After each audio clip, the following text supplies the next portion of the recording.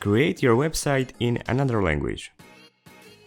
If you have already finished designing your website, it's a perfect moment to add new language version. Go to Site tab and then to Language version. Click Create and choose the language that copy everything you have created up till now, subpages and articles. New version of your website has been created.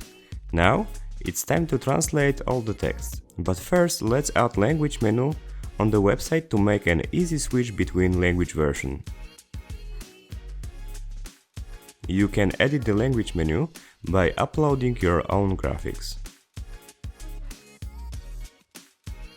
Now it's time to make the menu visible on another subpages. Let's copy the menu and paste on the English version. But also set up the menu to be visible on every subpage.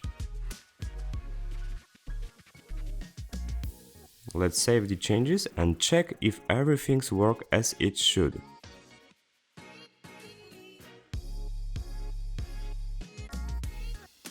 Great! Thank you and see you next time.